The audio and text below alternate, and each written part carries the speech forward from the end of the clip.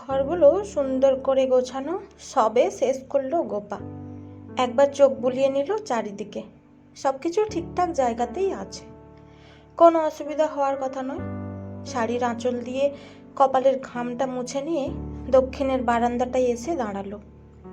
এই বারান্দাটা তার বড় প্রিয় জায়গা, তার অনেক দুঃখের, কষ্টের, মন কেমনের অপেক্ষার সাক্ষী। বারান্দায় রাখা টবের গাছগুলোর উপর পরম মমতায় হাত বোলালো গোপা। এই বাড়িতে এই গাছগুলো তার সবচেয়ে কাছের মানুষ। তা না হলে তো সে এই বাড়িতে পরের বাড়ির মেয়ে বা বাইরের লোক হিসেবেই রয়ে গেল চিরকাল। তবে হ্যাঁ, বয়সের ভারে নুজ্জ হয়ে গিয়ে তার শ্বশুর শাশুড়ি তাকে বাড়ির বউ কথাটা বেশ কয়েকবার বলেছিল বটে, তবে সেটা নিতান্তই প্রয়োজনের খাতিরে। বাড়ির বউয়ের মর্যাদা সে কোনো দিনই পায়নি। তবে এ নিয়ে আজ আর আক্ষেপ করার ইচ্ছে নেই তার। কাল থেকে তার জন্য অপেক্ষা করছে এক নতুন সকাল। সে বাঁচবে তার নিজের পরিচিতিতে জীবনের বাকি কটা দিন। তবে সন্দীপকে ব্যাপারে কিছুই বলেনি গোপা। যদিও স্বামী হিসাবে তার জানার অধিকার ছিল, কিন্তু এতদিনের বিবাহিত জীবনে সন্দীপও তো তার কোনো সিদ্ধান্তের কথা তাকে জানায়নি বা তার সাথে আলোচনা করে সিদ্ধান্ত নেয়নি। তাহলে নিয়মটা মানার দায়টা তারই বা একার কেন হবে? যাবার সময় জানিয়ে গেলেই হলো। সন্দীপ কলেজ থেকে ফিরে হাত মুখ ধুয়ে সোফাতে বসতেই চা জলখাবার নিয়ে হাজির হলো গোপা।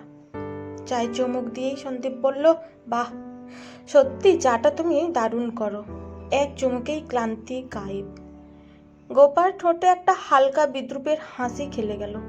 সেটা দেখেই সন্দীপ বলল, আজকাল আমার সব কথাতেই তুমি এরকম বিদ্রুপ করে হাসো কেন?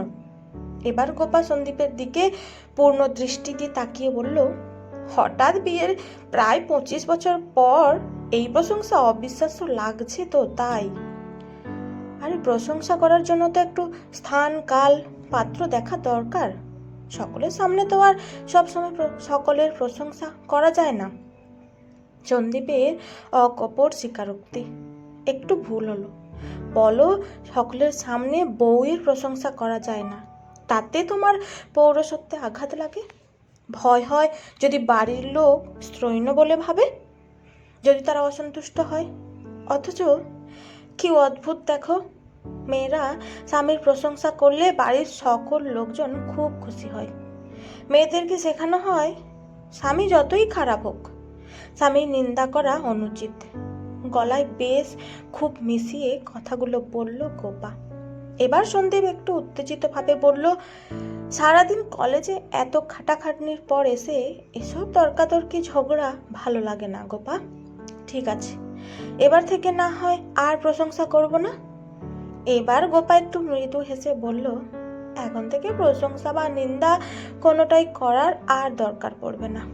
আমি কাল চলে যাচ্ছি আমার মামার কাছে। মামার কাছে? হঠাৎ? কবে ফিরবে?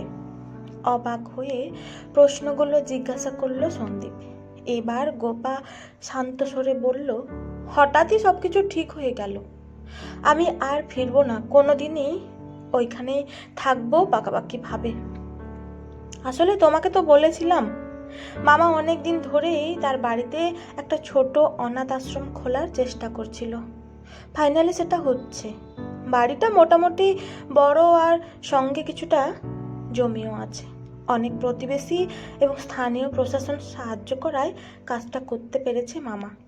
আসলে সারা জীবন তো মামা আমার জন্য বিয়ে বা সংসার কিছুই করতে পারল না। আমি ঠিক করেছি বাকি জীবনটা ওই আশ্রমে বাচ্চাদের পড়াশোনা করার আর দেখাশোনা করে কাটিয়ে দেব। রমাদিকে বলে দিয়েছি তোমার রান্না বান্না, বাড়ির অন্যান্য কাজ দুবেলা এসে করে দেবে। এবার সন্দীপ হাতের চায়ের কাপটা প্লেটের উপর বেশ জোরে শব্দ করে রেখে বিরক্ত হয়ে বলল, তোমার কি এখানে কোনো অভাব আছে যে অনাথ আশ্রমে গিয়ে বাচ্চা দেখার কাজ করতে হবে? গোপা এবারও বেশ শান্তভাবে বলল, না, খাওয়া পড়ার অভাব নেই ঠিকই, তবে অভাব আছে সম্মানের, অভাব আছে ভালোবাসার, অভাব আছে ভালো থাকার, অভাব আছে নিজস্ব পরিচিতির। এবার সন্দীপ একটু গর্বিত হয়েই বলল, অধ্যাপক সন্দীপ সেনের স্ত্রী, এই সংসারে গৃহকর্ত্রী, পরিচয়টা কি খুবই অসম্মানের? কিন্তু এই পরিচয়টা তো শুধুমাত্র কাগজে কলমে, সেটা তো তুমি খুব ভালো করেই জানো। আসলে তো এই বাড়িতে আমার সম্মান কাজের দিদি রমাদির থেকেও কম। রমাদি চাইলে দুদিন কাজে না আসলেও পারে, কিন্তু আমি পারি না। বিয়ের পর থেকে সকলের মন জুগিয়ে সকলকে খুশি করতে করতে আমি নিজেই ভুলে গিয়েছিলাম আমি নিজে কিসে খুশি হই। আর আমি কিছু খুশি হই সেটা জানার প্রয়োজন তোমরা কখনো বোধই করনি। এরপর গোপা একটু উদাসীন ভাবেই সামনের দেওয়ালের দিকে তাকিয়ে বলে চলল, জানো তো সন্দীপ, খুব ছোটবেলায় আমি নিজের মা বাবাকে হারিয়েছিলাম। মামা আমাকে নিজের কাছে নিয়ে এসেছিল। মামা দাদু দিদা আমাকে খুব ভালোবাসতো। আমাকে মানুষ করতে গিয়ে মামার বিয়ে করে ওঠা হয়নি। সবসময় বলতো মামি যদি আমাকে মেনে না নেয়। পড়াশোনাতে আমি বেশ ভালোই ছিলাম। দিদার শরীর খারাপ থাকতো বলে পড়াশোনার সাথে সাথে বাড়ির সব কাজও শিখে নিয়েছিলাম। গ্র্যাজুয়েশনে ফার্স্ট ক্লাস পেয়েছিলাম, কিন্তু বাড়ি থেকে ইউনিভার্সিটিটা অনেক দূরে ছিল বলে পোস্ট গ্র্যাজুয়েশনটা করতে পারলাম না। হোস্টেলে রেখে আমাকে পড়াবে এমন আর্থিক ক্ষমতা আমার মামার ছিল না। বাড়িতে ব্যাচ করে কোচিং ক্লাস নেওয়া শুরু করেছিলাম আর স্কুলের চাকরির প্রস্তুতি নিচ্ছিলাম। আসলে স্কুলে পড়ানোটা আমার জীবনের একটা স্বপ্ন ছিল বলতে পারো। তারপরেই তোমাদের কোনো এক আত্মীয় এই বিয়ের সম্বন্ধটা এনেছিল। বিশ্বাস করো, আমি প্রথমে কিছুতেই রাজি হইনি, কিন্তু মামা বলল, দেখ গোপা, ছেলেটি অধ্যাপক, শিক্ষক হিসেবে কলেজে বেশ সুনাম। এমন একটা ছেলের সাথে তোর বিয়ে হলে তোর স্বপ্ন পূরণে আর কোনো বাধা থাকবে না। কলকাতায় সুযোগ সুবিধা অনেক বেশি। ছেলেটির কাছ থেকেও তুই পড়াশোনার ব্যাপারে সাহায্য পাবি অনেক। কলকাতায় বেসরকারি স্কুল আছে অনেক। চাইলে পোস্ট গ্র্যাজুয়েশনটাও তুই করে নিতে পারিস ওখানে। দেখবি তুই খুব ভালো থাকবি। মামার কথা মেনে নিয়ে আমি দু চোখ ভরা স্বপ্ন নিয়ে এই বাড়িতে এসেছিলাম, কিন্তু বিধিবাম আমি আর মামা দুজনেই ভুল বুঝেছিলাম। মা বাপ মরা গরিব বাড়ির মেয়েকে বউ করে আনা হয়েছিল সংসারের সমস্ত কাজকর্ম করার জন্য। তার জন্য উচ্চশিক্ষার ব্যবস্থা করা, চাকরির পরীক্ষার ব্যবস্থা করা ছিল সোনার পাথর বাটি আর কাঁঠালের আমসত্বর গল্প। তবুও আমি তোমাকে, তোমার বাড়ির সকলকে অনেক অনুরোধ করেছিলাম অন্তত কিছু টিউশন যেন আমি করতে পারি। তাতে আমার পড়াশোনার চর্চাটা থাকবে, আমার নিজের একটা জগৎ থাকবে। তোমার মা বলেছিলেন, টিউশন করে আর কত টাকা রোজগার করবে? ওই টাকা তো আমরা বাড়ির কাজের লোককে মাইনে দিই। তার থেকে মন দিয়ে সংসার করো, আমার ছেলেকে সুখী করো। নিজের স্বপ্নটাকে বিসর্জন দিয়ে তোমার মায়ের কথা মতো তারপর সেই চেষ্টা করাই শুরু করেছিলাম। তোমার পছন্দের রান্না, পছন্দের টিফিন, সুন্দর করে ঘর গোছানো, তোমার জামা কাপড় কাচা, ইস্ত্রি করা, শ্বশুর শাশুড়ির দেখাশোনা করা, এসবের মধ্যেই নিজেকে ব্যস্ত করে ফেলেছিলাম। সংসারের সব কাজের মধ্যে দিয়েই নিজেকে সুখী করার চেষ্টা করছিলাম। প্রতিদিনই তোমার পছন্দের কোনো না কোনো পদ রান্না করে আমি চাতক পাখির মতো তোমার মুখের দিকে তাকিয়ে থাকতাম সামান্য একটু প্রশংসা শোনার জন্য। রোজই ভাবতাম একদিন তুমি হাসি মুখে বলবে, গোপা, রান্নাটা দারুণ হয়েছে। দারুণ খেলাম। আমার মনে আছে যেন একদিন আমি শুক্তো রান্না করেছিলাম, তুমি খেয়ে বলেছিলে শুক্তোটা ভালো হয়েছে। সেটা শুনে তোমার মা বলেছিলেন, বিয়ের পরপরই বউয়ের হাতের শুক্তো এত ভালো লাগলো যে শুক্তোও মিষ্টি লাগছে নাকি? বিয়ের পরই এত পরিবর্তন। সেটাই ছিল প্রথম আর সেটাই ছিল শেষ দিন। এরপর থেকে তোমার মা বাবা এবং বিশেষ করে বোন যখন আসতো শ্বশুর বাড়ি থেকে, তুমি উদ্দেশ্য প্রণোদিতভাবেই প্রশংসার বদলে আমার সব কাজের সমালোচনা শুরু করলে, শুধু এটা প্রমাণ করার জন্য যে তোমার বিয়ের পর কোনো বদল হয়নি।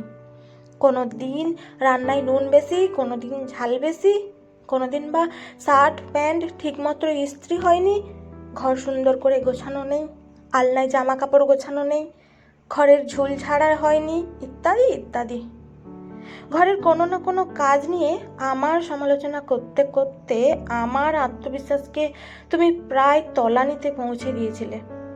সাংসারিক কোনো সিদ্ধান্তেই আমার মতামতের কোনো মূল্য ছিল না। আমার পছন্দ, আমার অপছন্দ, ভালো লাগা, খারাপ লাগা, এগুলো কখনো কেউ জানতে চায়নি। মামা দাদু দিদার কাছে যখন গেছি তোমার মায়ের কাছে টাকা চেয়ে নিয়ে যেতে হতো, আবার এসে হিসেব মিলিয়ে বুঝিয়ে দিতে হতো। একটা সময় আমিও ভাবতে শুরু করেছিলাম সত্যিই বুঝি আমি কিছু পারি না। এরপর একটা সময় সংসারের নিয়ম অনুযায়ী বংশ রক্ষার জন্য এসেছিল আমাদের সন্তান। তখনও তোমরা সকলে বলেছিলে আমি মা হিসাবে যোগ্য নই। যদিও আমার সন্তান আজ ভালোভাবে পড়াশোনা করছে, ভালো মানুষও হয়েছে, কিন্তু আজ প্রায় 1 বছর হলো তোমার বাবা মা মারা গেছে। সম্পত্তি ভাগের পর বোনেরও আশা কমে গেছে বাড়িতে। ছেলে ইঞ্জিনিয়ারিং পড়তে অন্য শহরে, বাড়িতে ফিরে এসে মানুষ বলতে একা আমি। তাই আজকাল তুমি আমার সব কাজের প্রশংসা করো, কিন্তু বিশ্বাস করো আমি এটা মন থেকে মেনে নিতে পারি না, খুব রাগ হয়। এইসব কিছু সহ্য করার পরেও যেটুকু আত্মবিশ্বাস বেঁচেছিল সেটুকু সঞ্চয় করে আমি এই সিদ্ধান্ত নিয়েছি, জীবনের বাকি যে কটা দিন পড়ে আছে সেটা আমি বাঁচবো নিজের মতো করে। আমার একটা পরিচিতি থাকবে, বাচ্চাগুলোর কাছ থেকে পাবো নিঃস্বার্থ ভালোবাসা। হ্যাঁ, এখানের মতো হয়তো প্রতিদিন মাছ মাংস থাকবে না, ডাল ভাত থাকবে, কিন্তু তবুও সেটা অনেক সম্মানের। এবার সন্দীপ বেশ অসহিষ্ণুভাবে বলল, কিন্তু বিবাহ মানে তো সারা জীবন স্বামী স্ত্রী একে অপরের পাশে থাকার অঙ্গীকার করা। জীবনের শেষ প্রান্তে এসে এমন একটা সিদ্ধান্ত কি স্বার্থপরতা হলো না? এবার গোপা কাপ প্লেটগুলো ট্রেতে তুলতে তুলতে ম্লান মুখে বলল, কিন্তু আমরা তো কোনোদিনই একসাথে ছিলাম না। আমার ভূমিকা এ বাড়িতে একটা কাজের লোকের মতোই ছিল। আমাকে সেজন্যই এই বাড়িতে আনা হয়েছিল। রমাদি সেটাই করে দেবে। আর সত্যি বলতে কি, এত বছর ধরে এ বাড়িতে অবহেলা, অসম্মান, অপমান এসব পেতে পেতে আমার সমস্ত অনুভূতি, আবেগ সবটুকু একেবারে শেষ হয়ে গেছে। তোমার যদি নতুন করে জীবন শুরু করতে ইচ্ছা হয় তাহলে আমার ডিভোর্স দিতে আপত্তি নেই।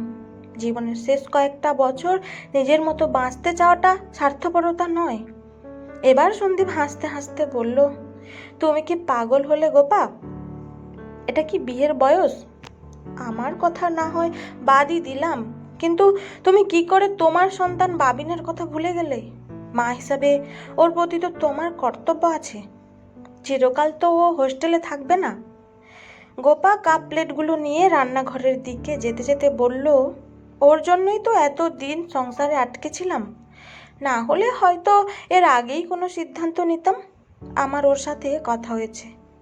ওর এবছর ফাইনাল ইয়ার, ও ভালো ছাত্র, ক্যাম্পাস ইন্টারভিউতে ভালো চাকরি পেয়ে যাবে, হয়তো অন্য কোনো শহরে চাকরি নেবে। ওর বান্ধবী একসাথে কলেজে পড়ে, নাম রিয়া, মেয়েটি ভালো, আমার সাথে কথা হয়েছে। বিয়ের সিদ্ধান্ত যখন নেবে তখন আমাকে ডাকলে নিশ্চয়ই আসবো। মা হিসাবে যেটুকু কর্তব্য করার সেটা করে যাব। এবার সন্দীপ অসহায়ভাবে রান্নাঘরে গিয়ে গোপার হাত দুটো ধরে বলল, আর একবার কি ভেবে দেখা যায় না গোপা? সিদ্ধান্তটা কি বদলানো যায় না? চাইলে তুমি না হয় এখানে ছাত্রছাত্রী পড়াও। সংসারে এখন তো তেমন কোনো কাজ নেই, আমি সাহায্য করব। গোপা আস্তে আস্তে করে সন্দীপের হাতটা ছাড়িয়ে বলল, এখন আর তা হয় না, আমি সিদ্ধান্ত নিয়ে নিয়েছি। সন্দীপ বুঝলো কিছু অভিমান বড্ড গভীর হয়। নিজের ইচ্ছে মতো কাউকে আঘাত দিয়ে দূরে সরিয়ে দিলে প্রয়োজনে তাকে টানলে আর ফেরত পাওয়া যায় না।